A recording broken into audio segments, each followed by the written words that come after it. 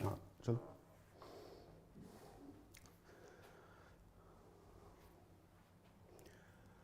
Hello students, my name is Gaurav Bansal and we are going to start our discussion on the interim budget 2024.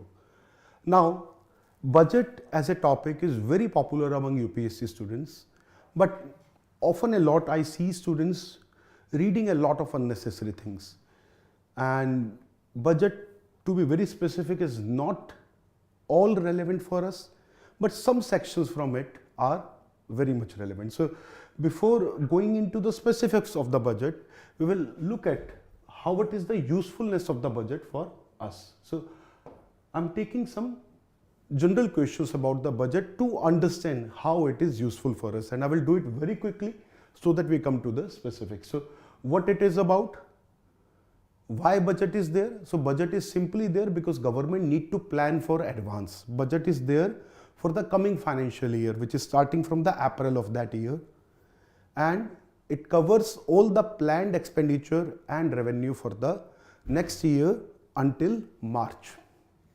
So it is about future planning. Okay.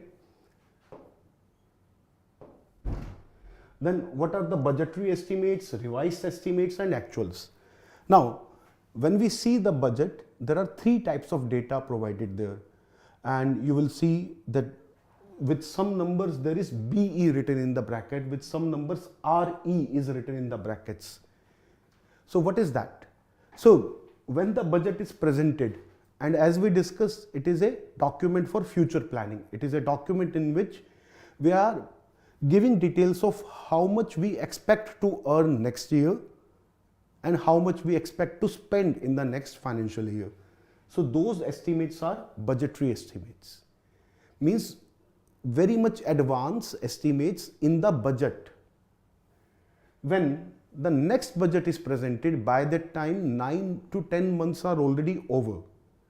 And by that time we have much better control over the data, we have much better understanding of the situation. So at that situation we revise those estimates that we provided in the budget. So we provide some estimates in the budget and then we revise those estimates in the budget in the next budget. So last year's data, when we provide them, when we review them, this time they will be revised estimate. And when the year is completely over and we have absolutely correct and complete data, then in the next to next budget, the numbers will be converted to actuals. So over time we update our budgetary numbers. When budget is presented, they are purely an estimate. By the time next budget is presented and we are still talking about the previous numbers, those numbers are revised.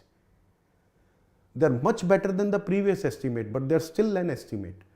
And in the third year, I mean, for example, if we are talking about 2024 budget now, so 23 budget data that we are talking about today is revised estimate, and 22-23 data is actually the actual data. So that is about the types. Now, what is interim budget? So very quickly, I'm sure everybody here knows about this. So interim budget, since this is an election year and government is going to be going to compete for the votes again, then it cannot plan for the entire year at this stage because it doesn't know whether it will come back to power or not, and it should not decide on the priorities of the upcoming government. So new government should get to make the full budget. This government only make provisions until new governments take control. So that is interim budget. What is appropriation bill? So budget is called annual financial statement under Article 112. And since budget is annual financial statement, we need to know which statement is that. So budget is statement of Consolidated Fund of India. So the property of Consolidated Fund of India is that you cannot withdraw money from Consolidated Fund of India without the Parliament's approval. So in a way, Consolidated Fund of India is almost like a treasury. Okay, Consolidated Fund of India is almost like a treasury, and the Parliament, particularly the lower house, has more control. So Parliament is custodian of this treasury. So Parliament is custodian of this treasury. Clear? Without Parliament approval, you cannot withdraw even a single rupee. So that is why for the next financial year, we are taking permission in advance. That is why budget is in advance. Now, let's move ahead.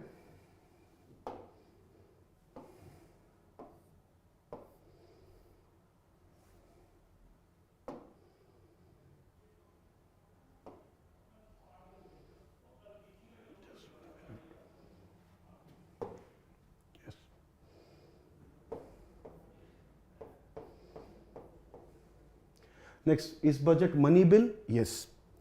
The budget is a money bill, a finance bill to be very specific. Budget is a finance bill as per the definition of the constitution. So, is budget money bill? If we go very specifically, then it is finance bill. Then last question is, what is capex? Why it is in news? Capex is a short of capital expenditure.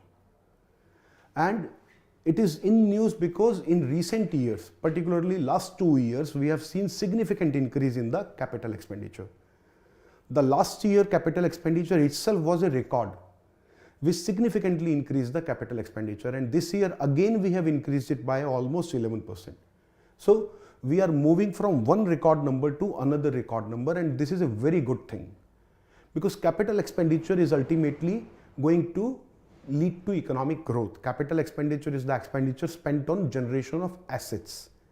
So when we are creating infrastructure in the country, when we are creating houses in the country, when we are creating other production assets in the country, those are capital expenditure. So when government is creating new schools and colleges, when government is creating new ports, is adding to the facilities, that is capital expenditure.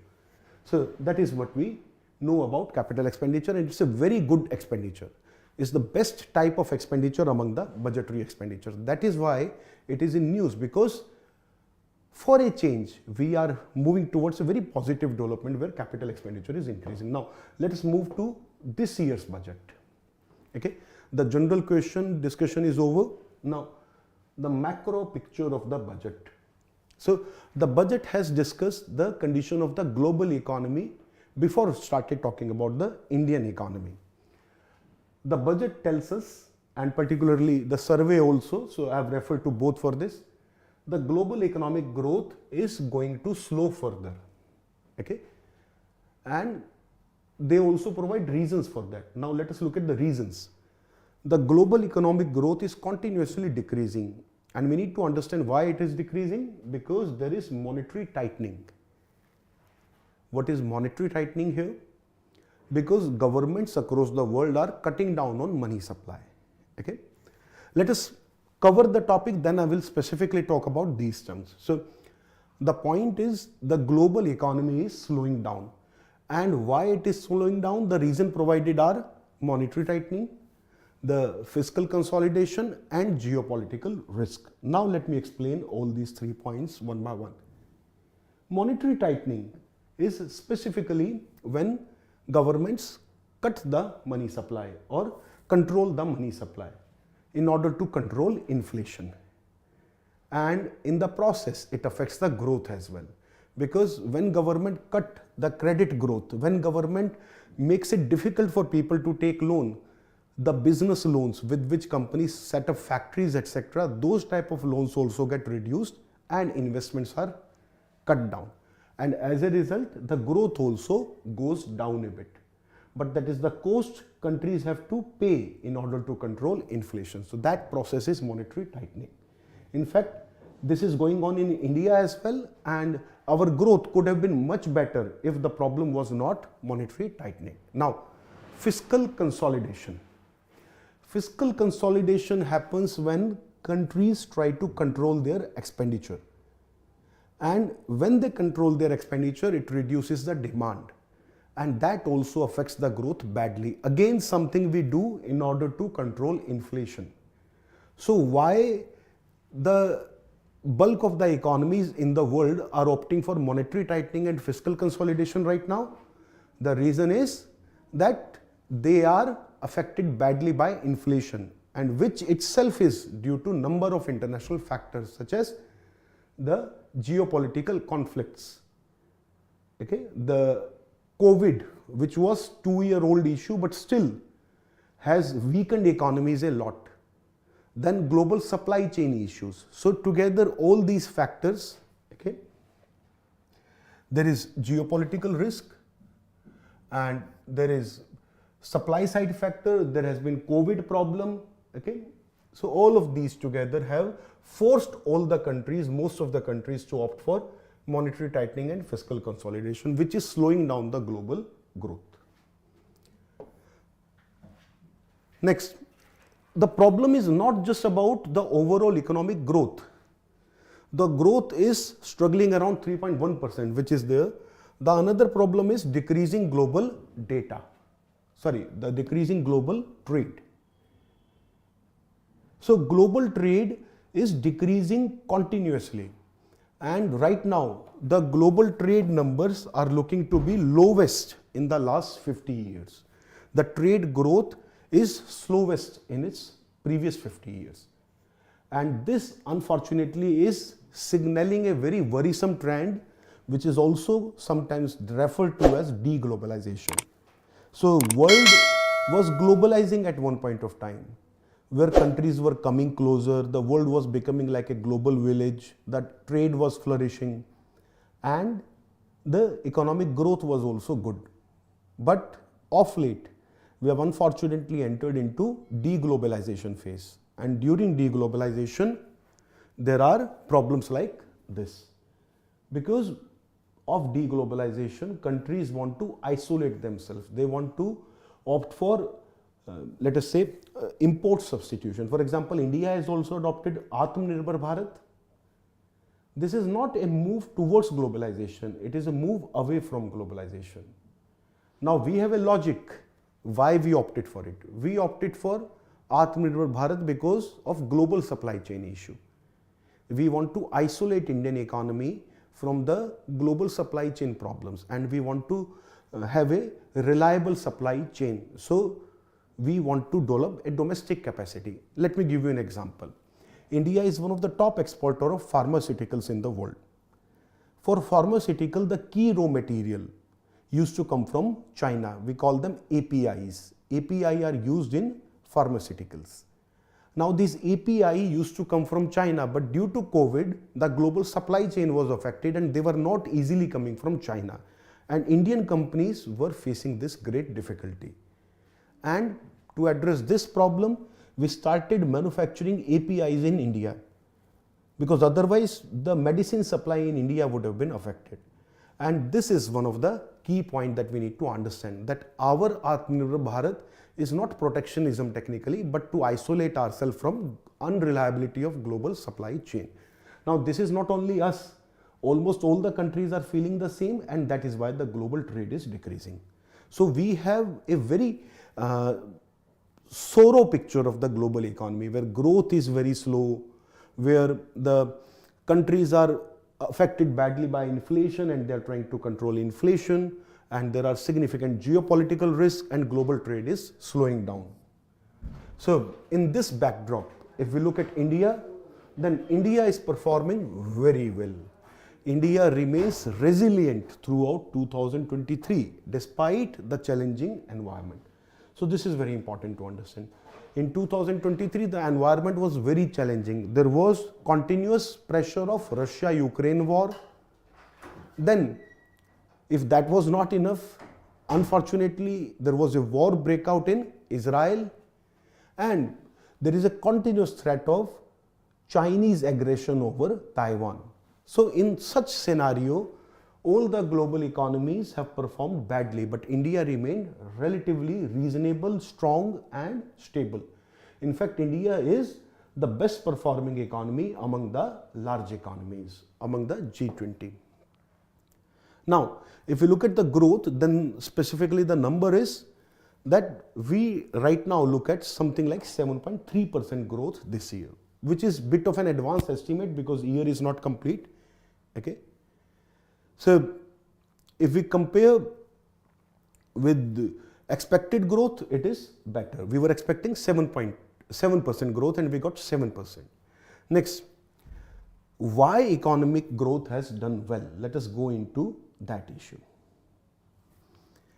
The strong growth of GDP was propelled by the government expenditure on demand side. Let us explain this point also a bit.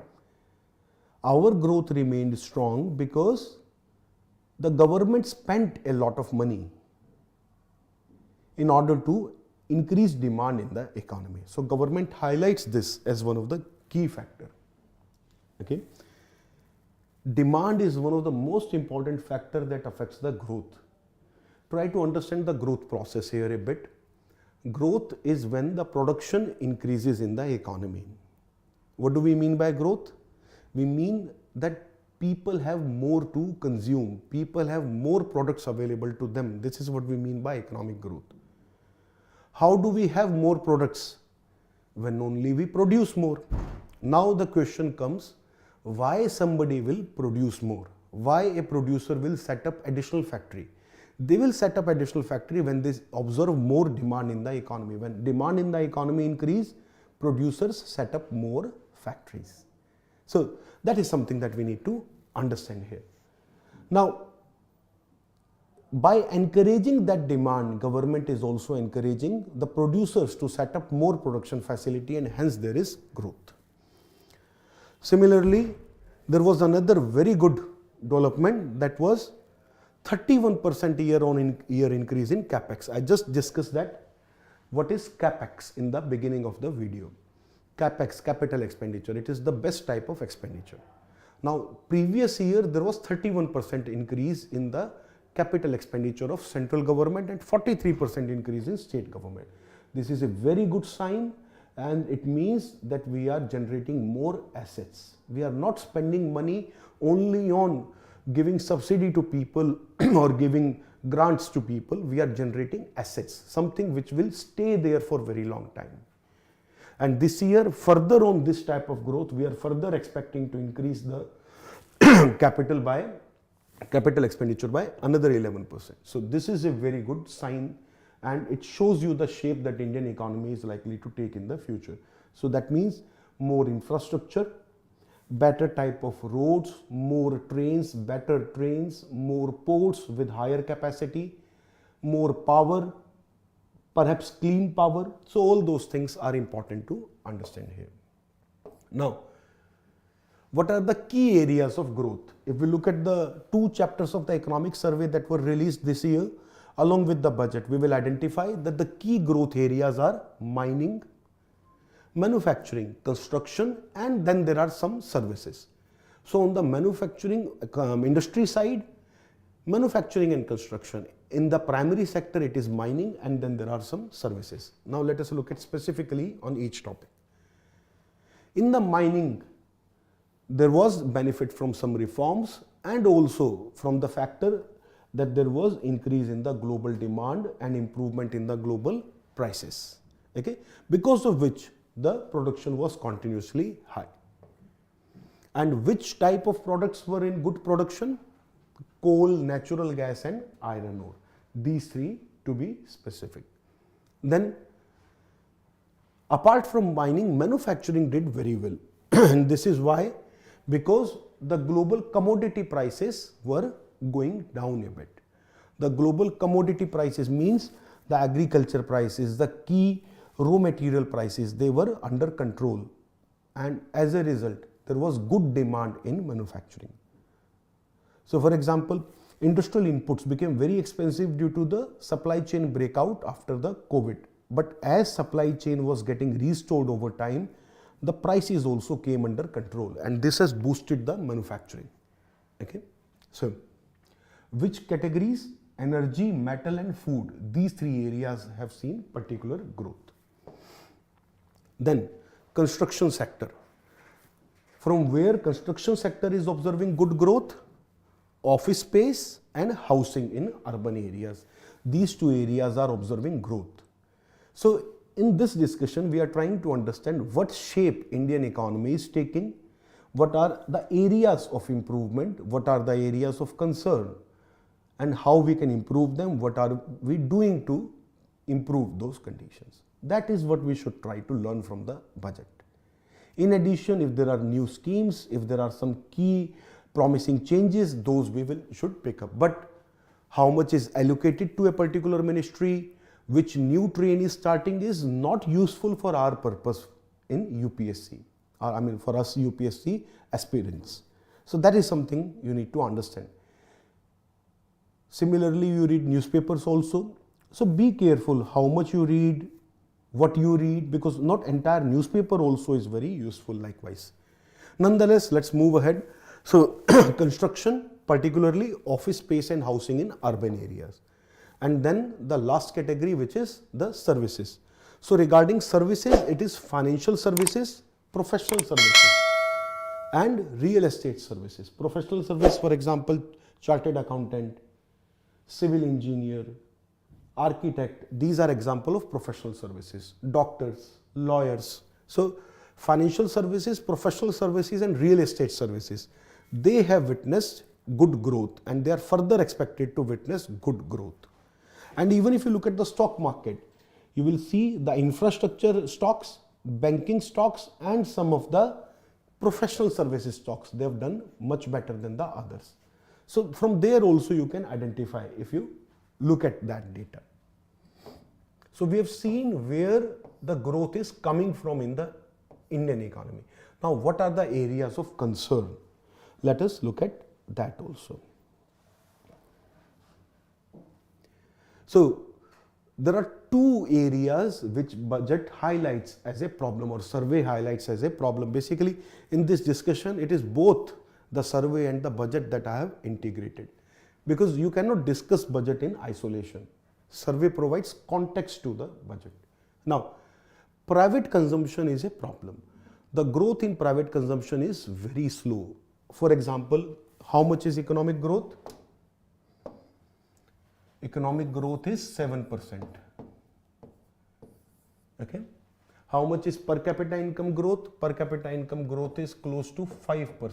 Now, despite 5% per capita income growth or 5.1% per capita income growth, the consumption is not increasing that fast. This is where some problem is there. People are not increasing their consumption. Demand increase is still not how much it should be given our economic growth. Okay, so this is an area of concern. And this puts pressure on government to boost demand further. So this is a very important area where we need to work in future. Next, why the consumption is not picking up? So the survey and the budget highlight these issues. There is a stress in the rural area from uneven rains and even uneven snowing. That is a problem. Okay, so in certain localities there were massive floods. For example, Uttarakhand, Himachal were badly affected by floods. In some areas there were droughts. Now this has affected demand in those rural areas. Then there has been some inflation risk, although inflation is within the target range, but still it is on higher side, between 5 to 6%. And since there is already rural stress, so lower to middle income households are affected. So considering these points, there is a challenge in the economy. Then high frequency indicators also suggest demand is not increasing that significantly. Now, what do we mean by high frequency indicators is another question. So high frequency indicators are basically those data which can give government real-time insight into the economy. A good example of high frequency data is the toll collection data every day. From so many toll booths, we can get the data how many trucks pass the toll booths today, how many private cars, how many taxis pass the toll booths today. Okay. So when we compare those data, it gives us an insight about economic activity. For example, if let us say on average 9,000 people crossed the toll between Srinagar and Jammu per hour last year, on average every day in the January. If this year that number is 6,000, that tells us this year tourist inflow is less in Jammu and Srinagar.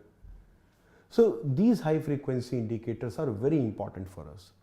One is toll data, secondly GST data, which is also very dynamic and generated every day. So likewise, we have a lot of such high frequency data, indicators. They can give you even day-to-day comparison also, which income tax data, which census data, and which so many other data absolutely cannot give you. So they can help you in very dynamic planning. And during the COVID crisis, we use this for planning. Next, apart from private consumption, it is private investment also which is not picking up. Why? Because people are still not very confident. They're still doubtful about the future. Why they are doubtful? Because of the global environment also. So many war, conflicts are going on. People generally think it is not a good time to start a business. Okay, then we have just recovered from COVID and people want to pass out more time and be more confident that COVID is not coming back, there is no future wave. That is why also people held back onto their investments. So there was major challenge. Again, the survey highlighted geopolitical volatility and the global economic slowdown. So it is largely due to the global scenario that investment has remained relatively lower. So both consumption and investment have remained lower this year. This is a bit of a concern. Okay. Now let us specifically talk about, we have taken the broader picture from the budget.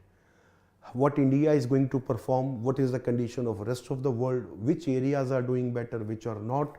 Now let us look at some of the specific numbers. Okay. So capital expenditure, this year we plan to spend something close to 11.11 lakh crore, and which will be 3.4% of GDP, highest ever in our history. That is important to note here. Okay. And this would mean infrastructure generation speed will increase further. Next, fiscal deficit target is not the target, basically the revised fiscal deficit of the ongoing financial year has been reduced. That means we have done better than our expectation last year. That is what it means. We have been able to control fiscal deficit to a little lower number than what we planned in the budget. It appears as of now. Next, for the next financial year 24-25, we expect 5.1% fiscal deficit. But this may change because when government is formed again, whether the same party continue or another party come to power, they might have a different plan. Then government plan to reduce fiscal deficit to 4.5% in 25-26. Further going forward, government plan to reduce it to 4.5, which is also the FRBM target for that year. Then, not very important data.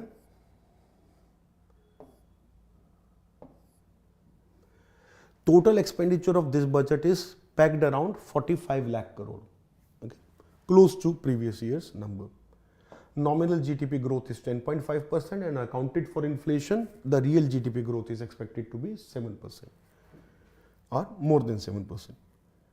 Okay. Food subsidy has exceeded 2.12 lakh crore, which is an alarming sign nonetheless. Now,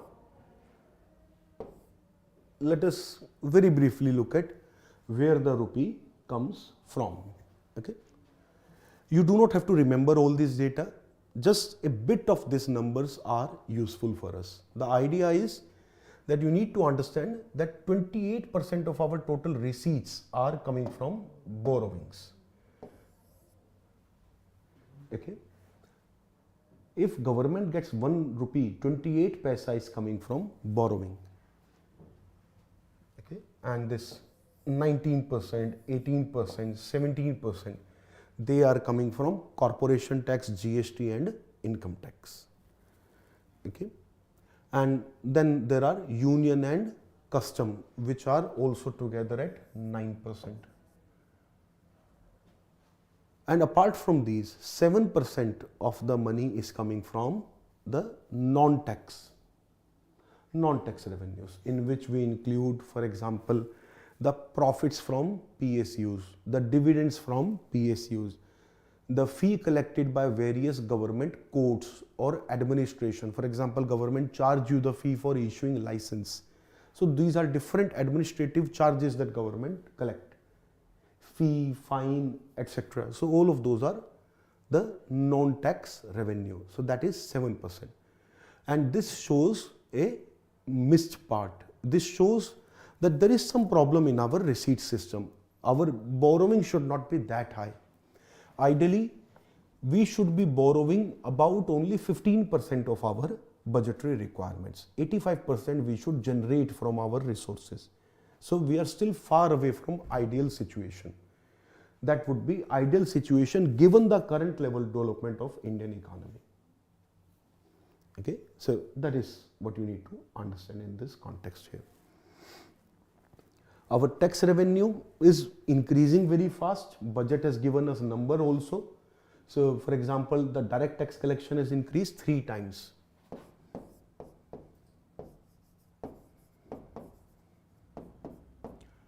Has increased 3 times. Number of taxpayers, they have increased by almost 2.5 times compared to 2014. So in a way, government was giving its report card that since they have come into power, the direct tax collections have improved this much, taxpayers have increased this much. So roughly these are good numbers nonetheless. Okay. So over here you do not have to remember the numbers. हमें याद नहीं रखना ये trend. We just need to remember that this trend is little bit unhealthy. Our borrowing ideally should be close to 15% of our requirement, and from taxes we should be generating about 65% or 60% of the receipts, and non-tax should also give us around 10 to 15% of the receipts. That is how this should be there. Nonetheless, let's move ahead. So we have seen from where receipts are coming. Now very quickly, where the money is being spent to. Now, if you look at where we are spending, again there is a very big problem here, because this 20%, the biggest share here is of the interest payments. And that means out of bulk of the money that government is spending is only going into the interest payments. And that itself is a big problem and challenge. Clear? We need to cut down the interest payments also, and that will reduce only when borrowing will reduce. So this will automatically improve if we improve the receipt part. Now since 20% is spent on interest only, and another 20% is transferred to the states, okay, as their share of tax and duties. We see it is only this 16% which is used as development expenditure, because it is on center sector scheme. Center sector schemes are those which center creates itself, which center implements itself, and mostly these are about creation of infrastructure, these are about improvement in facilities.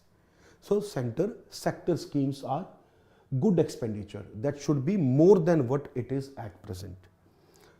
Okay. Then finance commission and other transfers, these are also among the necessary transfers, so these are also some of the other transfer to the states. Then there is defense expenditure, which is necessary and which is somewhat around 8 to 9% every year, so not a big change there. Another key area is center sponsored scheme. Now center sponsored schemes are those which are introduced by center but implemented by states, and for which center finance the states. Example is MNREGS, implemented by state. Okay. So their share is 8% in the expenditure. Now if you track the budget over 10 years, you will notice that share of center sector scheme used to be about 11%, and share of these used to be 13%. So over time we have cut down on the sponsored scheme and we have increased the sector scheme. So which is not a bad development, which is in part a good development, because it creates infrastructure, it creates the production base in the economy. So such expenditure, if it is increasing, it is a welcome sign.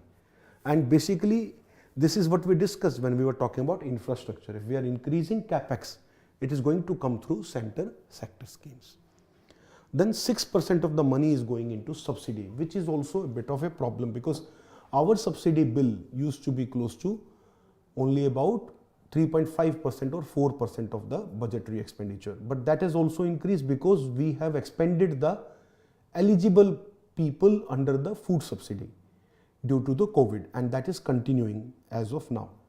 And similarly, due to the increase in the fertilizer prices, the fertilizer subsidy has increased. So that is why the subsidy expenditure has also increased, which is a bit of a challenge here.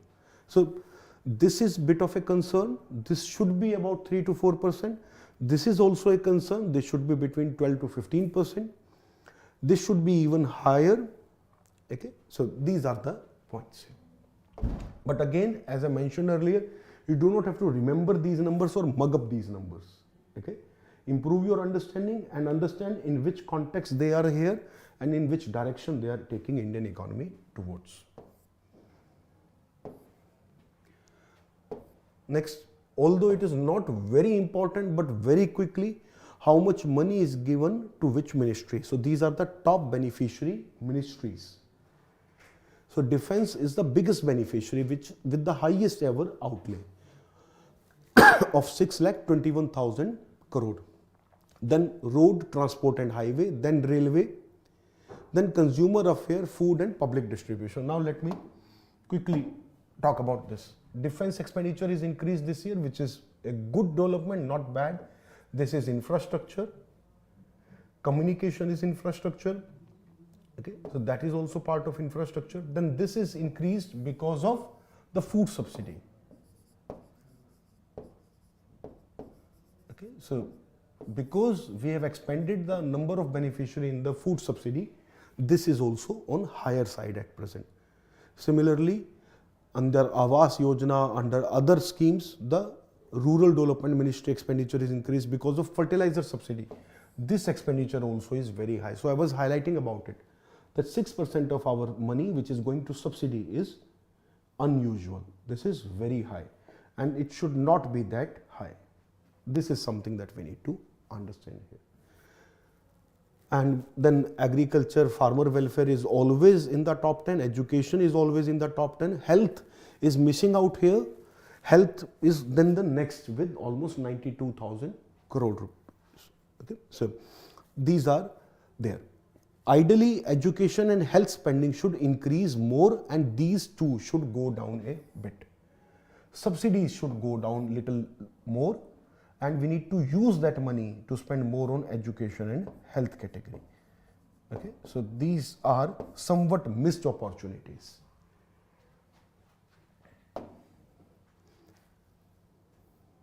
So with this, we have highlighted the major datas also. Now, very quickly, let us look at the tax proposals. This is not important for us. I'm repeating, it is not very important for us, but still have a quick overview of it. You never know, one PT question may be asked somewhere, which requires some understanding. So, regarding the taxes, there is no change in the tax rate this year. Any tax rate, okay. Then eligible startup tax holiday is extended until next year. So startups were given tax holiday, means for a certain period, for first 5 years or first 3 years, they were not going to be taxed and they were given exemption. Now this exemption is extended further. Similarly, the holiday for gift IFSC, okay, these is also extended until next year. So it was to expire this year. So GIFT, Gujarat International Finance Tech City, which is a mega project coming up in Gujarat between Ahmedabad and Gandhinagar, that is a financial hub, proposed financial hub which will compete Mumbai and emerge as a second financial center in India. And under that, all the institutions, companies, financial service providers who will set up there were given some tax incentives. Now those tax incentives are also extended a bit. Okay, similarly, there are some other extensions also. So basically, certain schemes that were going to expire have been extended further. That is the major development here. Not much to remember about this. Okay. Similarly, GST, ISD provisions are revamped. Then similarly, penalty for non-compliance. Again, not very specific. These are all administrative details to be specific. So not much that you have to bother with. What is important is almost what we have already covered. And lastly, we look at the regulatory approval. So interest-free loans will be given for sunrise sectors which are only in the early stage of growth. And we expect to do better there and we want to boost their growth. So sunrise sector example is food processing. So for such sector, center wants to create a corpus of 1 trillion rupees. Okay, then deep tech defense and related technology, bilateral investment treaties, UWIN technology, viability gap funding. So largely these are some of the other key developments.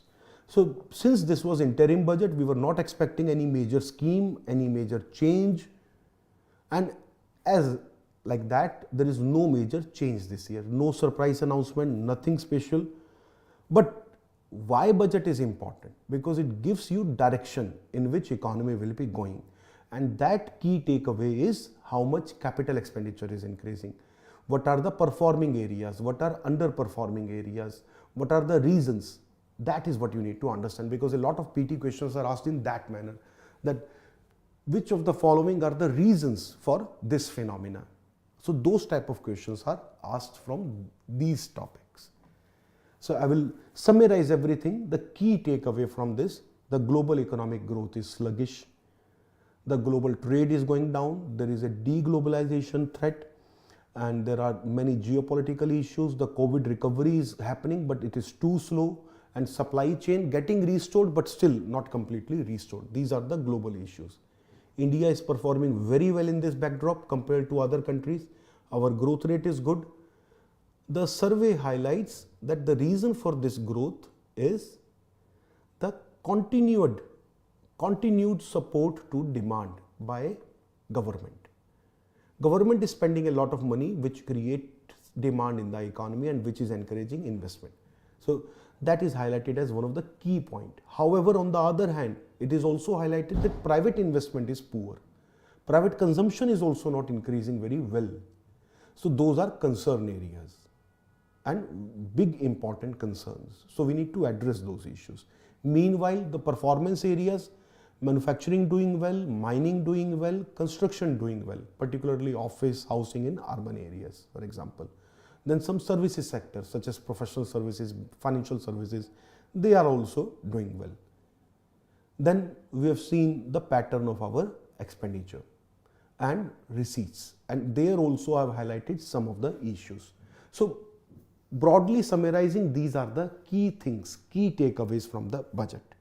Rest about the schemes, you can go through the notes that are provided here, and there is a link to them, so you can read more about the schemes which have been referred to into the budget.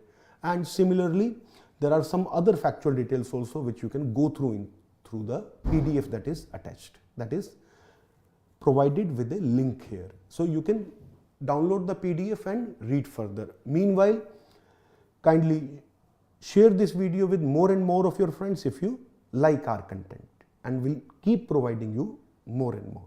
Thank you.